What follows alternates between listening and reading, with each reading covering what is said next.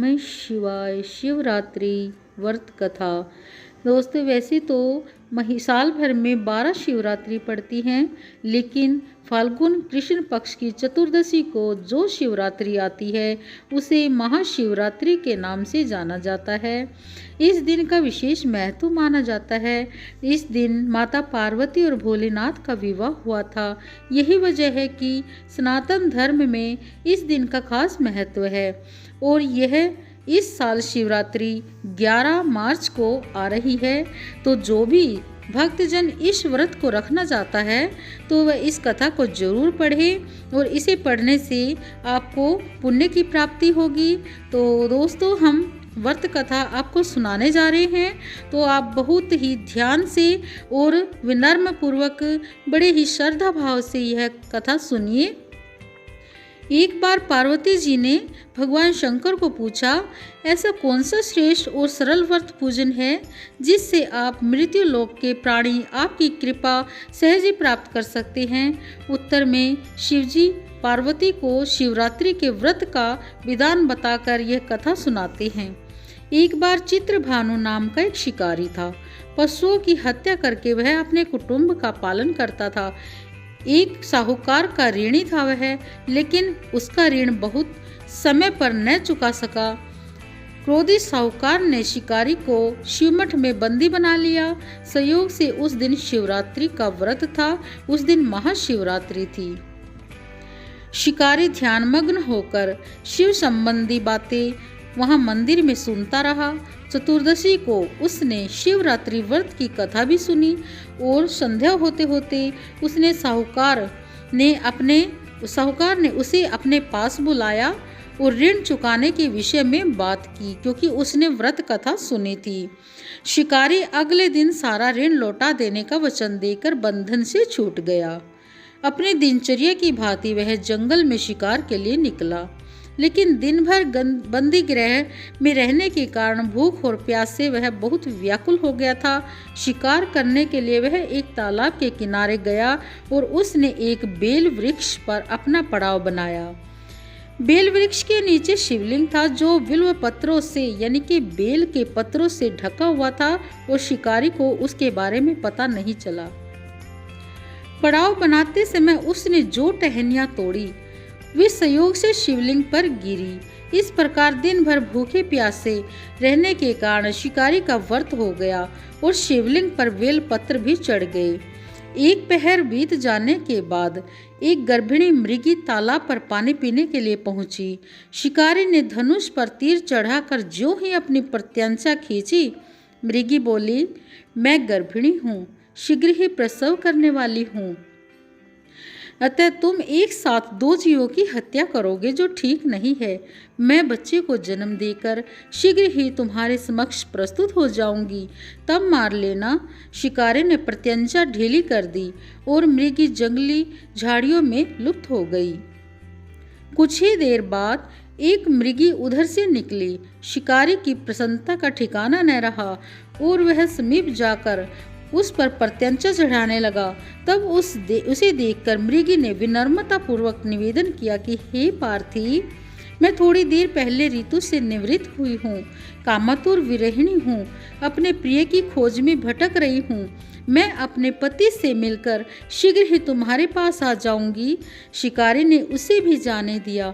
2 बार शिकार को खोकर उसे बहुत ही गुस्सा आ रहा था और चिंता में पड़ गया। रात्रि का आखिरी पहर बीत रहा था, तभी एक अन्य मृगी अपने बच्चों के साथ उधर से निकली।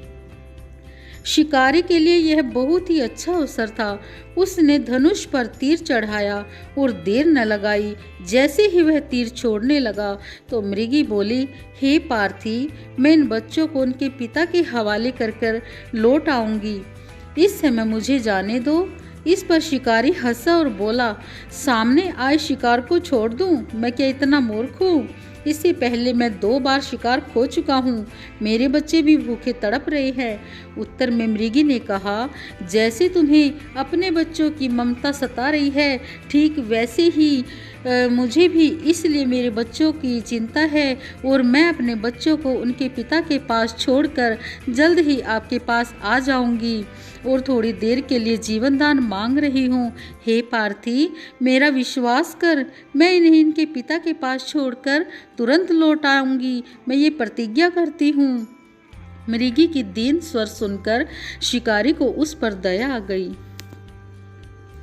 उसने उस मृगी को भी जाने दिया। शिकार के अभाव में बेल वृक्ष पर बैठा शिकारी बिल पत्र तोड़ तोड़ कर नोचता हुआ नीचे फेंकता रहा और पू फटने को हुई तो एक हष्ट-पुष्ट मृग उसी रास्ते से आया। शिकारी ने सोचा कि वह शिकार अवश्य ही करेगा, अब की बार वह नहीं जाने देगा। शिकारी की तनी हुई प्रत्यंचा देखकर मृग विनीत स्वर में बोला, हे पार्थी भाई, यदि तुमने मुझे पूर्व आने वाली 3 मृगियों तथा छोटे छोटे बच्चों को यदि तुमने मुझसे पहले आने वाली 3 मृगियों तथा छोटे छोटे बच्चों को मार डाला है तो मुझे भी मारने में विलंब न करो, ताकि मुझे उनके वियोग में एक क्षण भी दुख न सहना पड़े। मैं उन मृगियों का पति हूँ। यदि तुमने उन्हें जीवन दान दिया है तो मुझे भी कुछ क्षण के लिए जीवन दान दे दो। मैं उनसे मिलकर आपके सामने उपस्थित हो जाऊंगा। मृगी की बात सुनते ही शिकारी के सामने पूरी रात का घटना चक्र घूम गया।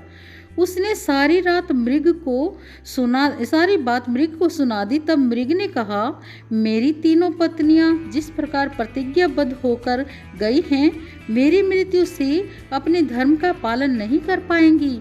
अतः जैसे तुमने उन्हें विश्वास मानकर उन पर विश्वास करके उन्हें छोड़ दिया है, जाने दिया है, अतः मुझे भी उनके साथ उनके पास जाने दो। मैं भी शीघ्र ही उपस्थित हो जाऊंगा।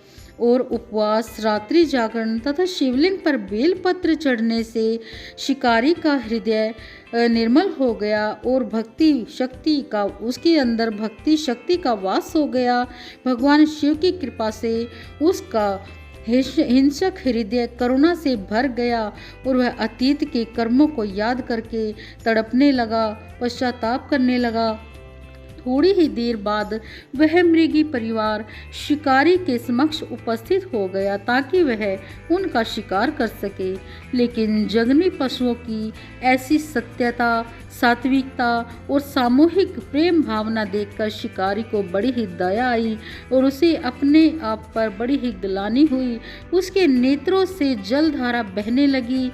उस मृग परिवार को न मारकर शिकारी ने अपने कठोर हृदय को जीव हिंसा से दूर हटा लिया, सदा के लिए जीव हिंसा का त्याग कर दिया, कोमल एवं दयालु बन गया।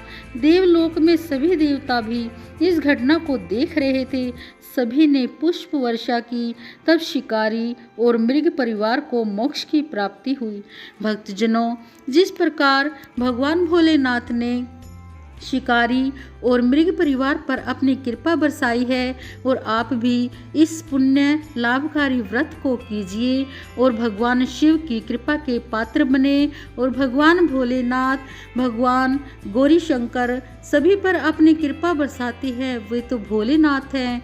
और दोस्तों, हम आपको बताना चाहते हैं कि शिवरात्रि के दिन बिल्व पत्र यानी कि बेल पत्र का विशेष महत्व माना गया है। हमें बेलपत्र जरूर चढ़ाना चाहिए। और फ्रेंड्स, बेलपत्र चढ़ाने के लिए हमें 3 पत्ते वाला पत्ता लेना चाहिए। कभी भी हमें टूटा फूटा कटा छटा पत्ता नहीं लेना चाहिए। तो इसी के साथ सभी पर भगवान शिव, भगवान गौरी शंकर महादेव सभी पर अपनी कृपा बनाए रखे। तो इसी के साथ ओम नमः शिवाय, ओम नमः शिवाय, ओम नमः शिवाय।